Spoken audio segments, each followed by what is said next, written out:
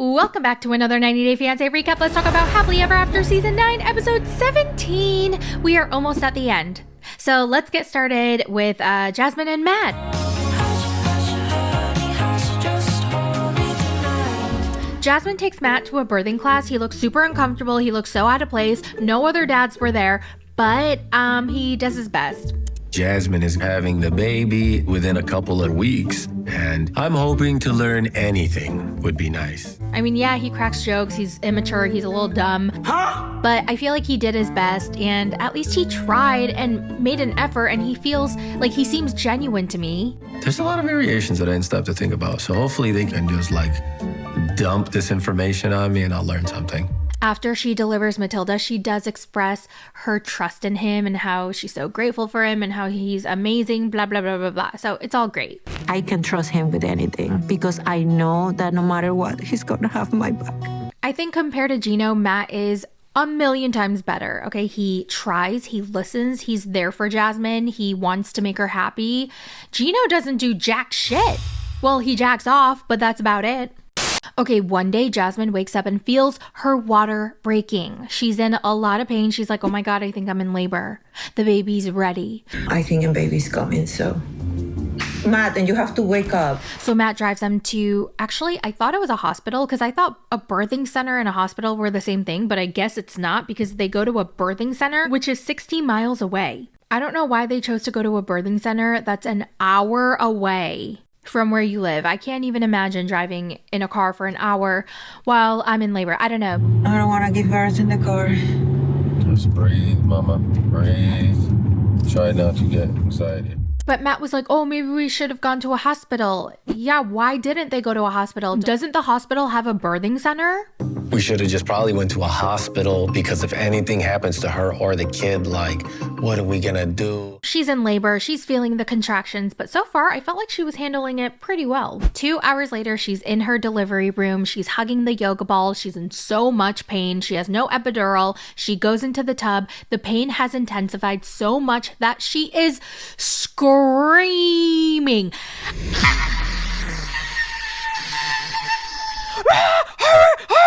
I mean, I don't blame her. If I was delivering a baby and I had no epidural, nothing for pain, I would probably be screaming even louder and harder and crazier. She did, however, make eye contact with the camera a couple times, which was a little bit awkward. She was like, ah! Ah!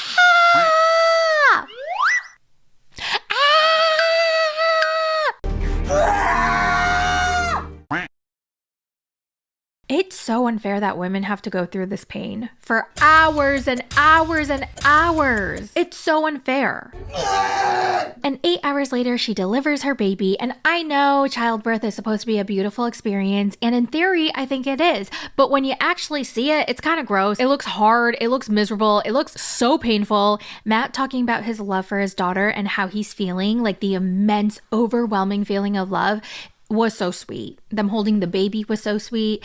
I mean, I can only imagine the feeling to hold your baby for the very first time and looking into his or her eyes and just realizing you created her and you have this life that you're responsible. And, I can't even imagine that feeling. And it's gotta be the most incredible, overwhelming, you're just feeling this insane amount of love that you don't even know what to do with it. It's indescribable. You've never felt this type of love before. I don't know, it's an insane feeling that I don't think nothing can top this feeling. It's just something crazy. And then it's got to be on a whole different level to have the person you love that you created this life with by your side. It's got to be the most incredible feeling that I will never feel, unfortunately, but I feel it vicariously through other people. And overall, it was just a very beautiful scene.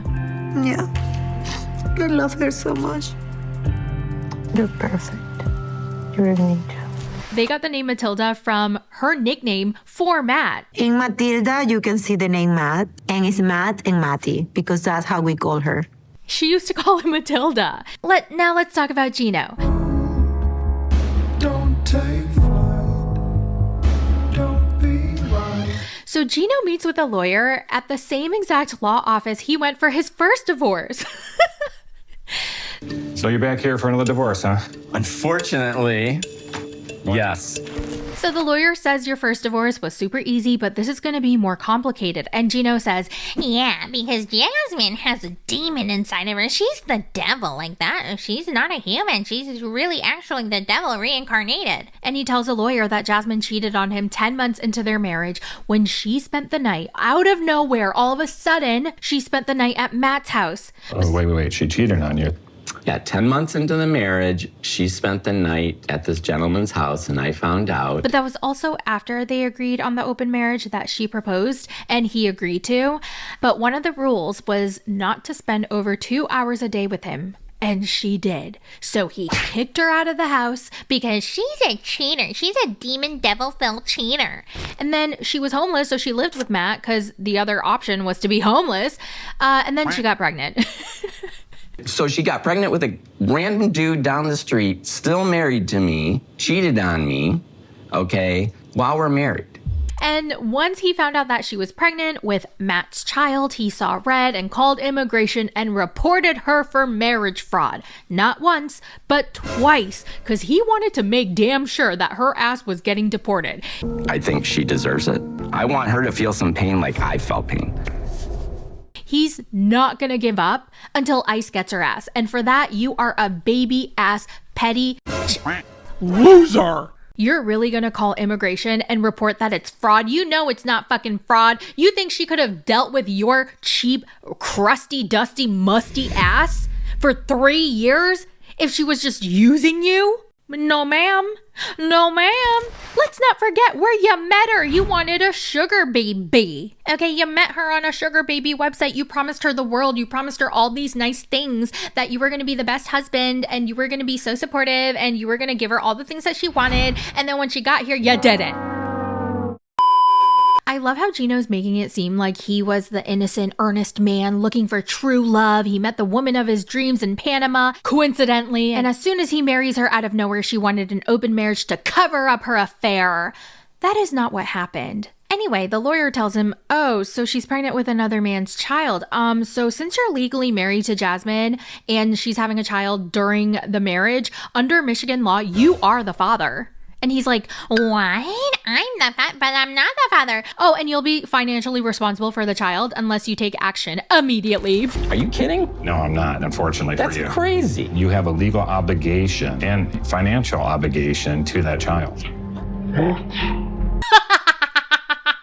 And the look on his face was priceless. And you are the husband. She had a child during the marriage. That makes you the father.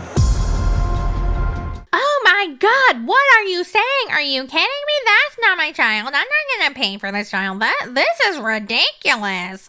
The lawyer tells him that he needs to sort it out within 3 years after the child's birth in order to not be financially and legally responsible for this baby. I mean, come on. This is ridiculous. That's understandable. I don't know who's gonna lose more sleep, GINO or that lawyer working his case. My trick to get better sleep at night is to take a lights out gummy from Vina about an hour before I want to go to bed. And if you want to try it yourself, you can get a free jar. I'm going to tell you how in a minute. I've partnered with them for this recap again. You already know I don't shut up about them because I genuinely love their stuff.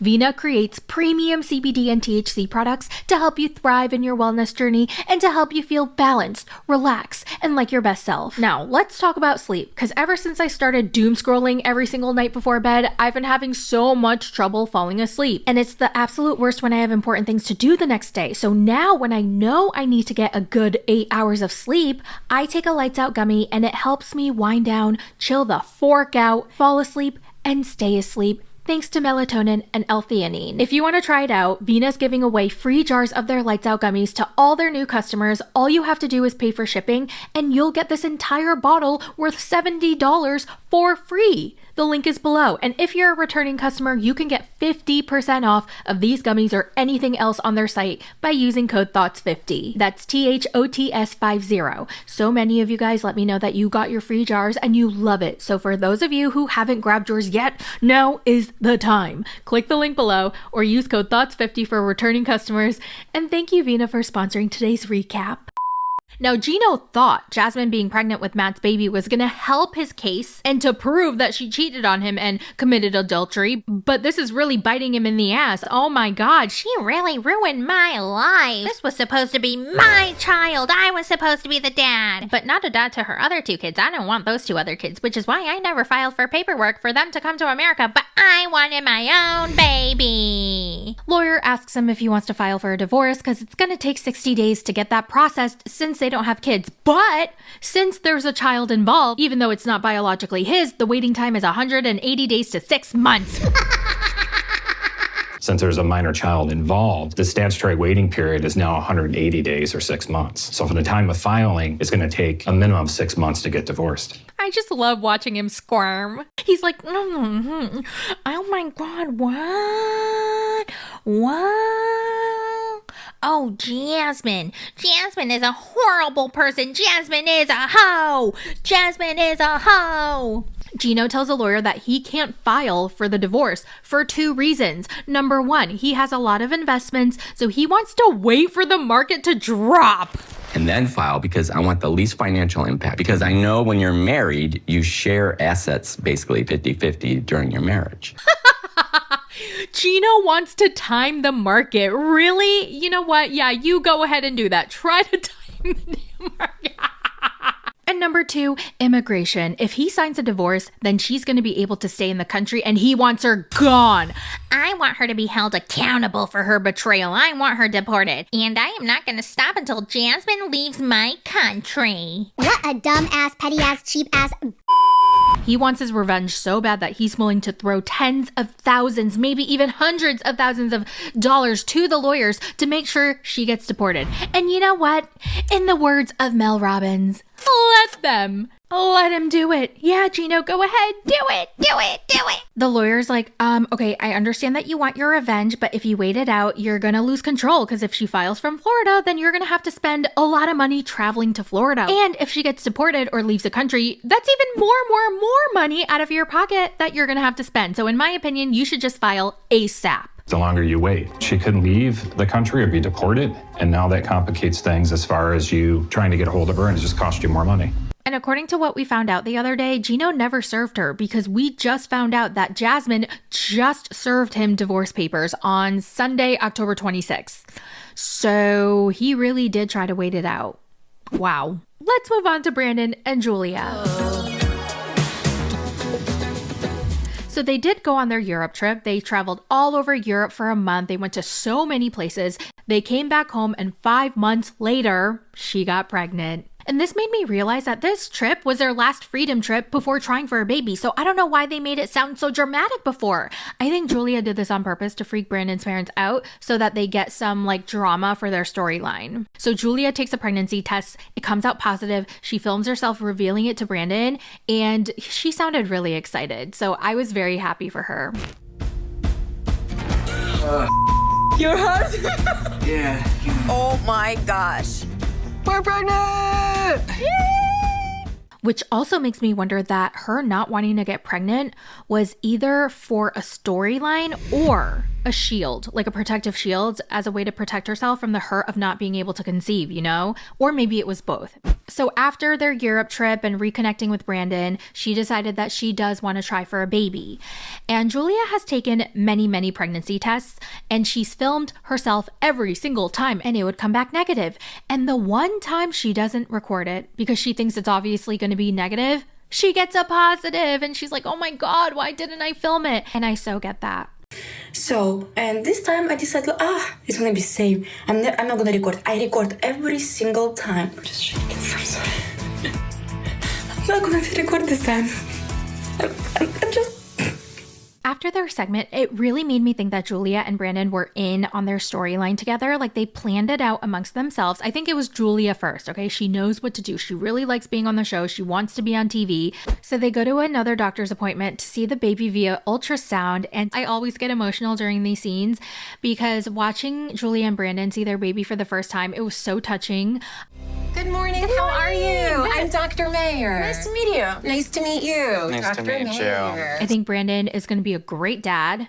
I don't know about husband. I really hope that he's a great supportive husband as well. But so far, I don't know. right here. That's your baby.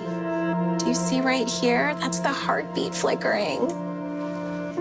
Julia is 7 weeks pregnant. She's super nauseous all day, but these lollipops have been really helping her with the nausea. Brandon tries to give her his lollipops.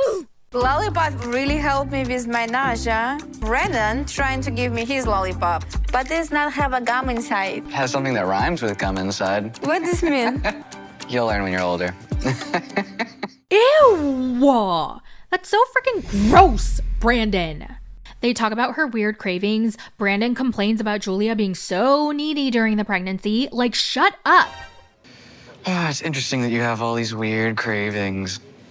That's so Brandon's like, we gotta tell my parents before they figure it out, and then they'll be really, really upset if we didn't tell them. Okay, but your parents are gonna make it all about them, especially Betty. She's gonna try to tell me what to do and take over the pregnancy and da-da-da-da-da. I just need a little bit more time. Let me finish my first trimester, and then we can tell them. Can you are just waiting for a little more time? What if they find out before the second trimester? Your brain gonna explode now. No, you're just creating a recipe for disaster. Your parents have to learn how to mind their business. And I get Julia. She just wants some time to enjoy her pregnancy in the comfort of her own body before Betty takes over and suffocates her. Brandon said his mom's not overbearing. I don't think my mom was overbearing. She just wants to help and be supportive. I'm sorry? I don't think anyone in America, any single person watching the show would agree with that. I feel like Julia keeping it a secret is just making the situation worse. They're gonna be absolutely offended. And here we go again, Brandon prioritizing his mommy's feelings over his pregnant wife's. It's not like Julia said she wanted to keep it a secret forever, just the first trimester. And can you blame her? And also, did you catch him saying that? I want my mom to know so that she can start preparing. Prepare for what? You prepare. Okay, let's talk about Darcey and Georgie and Stacy. Stacy visits Darcey in her hotel room looking like a hot mess. Georgie apparently hasn't texted or called since he left the hotel last night after their big fight. So Darcey tells Stacy all about their fight and how Georgie had all these thoughts, these brimming thoughts all of a sudden since his trip from Bulgaria. Stacy, it just seems like he's planning his future without me. And Stacy doesn't help Darcey calm down at all. She makes everything worse.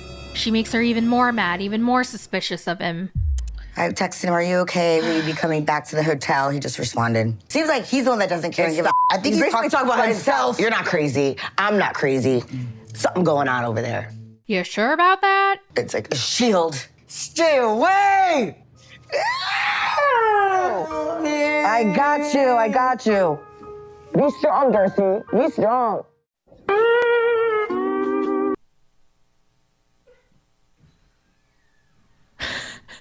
Darcey and Georgie meet at a bar, and is it just me, or does Georgie look kind of fine this season? Especially in their intro, their title card with his light pink jacket and his white pants. Woo! She asks him where he was last night, and he says he got a room to himself so that he can get his thoughts together. And she kind of rolls her eyes when he talks about his trip in Bulgaria again and how it opened up his eyes and made him think of things that he never thought of before. And there she goes. She interrupts him every single time he starts a sentence. He cannot finish his thoughts before she interrupts him. It drove me crazy. I wanted to throw my remote at the TV every single time Darcey interrupted. He says one of his strongest emotions and feelings that he realized he had was for her, his wife. I mean, hopefully, right? Like, they are married. He says, Darcey, I really care about you and I really love you. What I realized, one of the strongest feelings and emotion I have was for you. You know, that's, I really care about you and I really love you. Thank you. Are we even together right now? Because you walked out on me and da-da-da-da-da-da-da-da-da-da-da-da. Are we even together right now? Like, you walked out, I don't know, I want to feel proud for myself. I get you want to do the same thing. Darcey, please shut the fork up, okay? And let him finish talking. She goes on and on. Are we married? Are we not? Is this going to work out or not? We need to have some serious conversations. And he's like, yeah, that's why I brought you here, okay? So that we can talk. Okay, fine, talk. And she's chugging her martini. She's shaking. I don't know why. Like, is she nervous? Is she anxious? I don't know. Maybe she knows what's coming. And every single time he starts a sentence, like clockwork, she interrupts. She's so exhausting. I mean, look at him. He looks like a battered husband. He's exhausted. He looks tired. He looks damaged. He says when he saw his nieces and his nephews and when his sister asked him if he ever wanted kids, and it kind of hit him that he does want kids. He does want his own family. He wants to be a dad. And Darcey's devastated. She's like, I knew you were going to say this. When I see my sister with her kids and her family, and when my sister asked me if I wanted kids, I knew that's what you're going to say. I mean, that sucks, but what can you do? Sometimes people have these realizations later in life, and if he wants to be a dad, then he wants to be a dad. If he wants kids, he wants kids. People are allowed to change their minds, and that's just kind of the situation they're in. Now, I really can't fathom their marriage working out after this. I mean, they're just so toxic. They're not in a good marriage, but I always see them on TikTok live together, and that doesn't necessarily mean that they're still together. Maybe they're friends, but yeah. That is the recap for season 9, episode 17. Let me know all your thoughts in the comments. I think we have either 1 or 2 more episodes, and then I believe it's a 3-part tell-all. Yeah, kill me. But yeah, that's it for the recap. Let me know all your thoughts in the comments, and I will talk to you in the next one. Bye.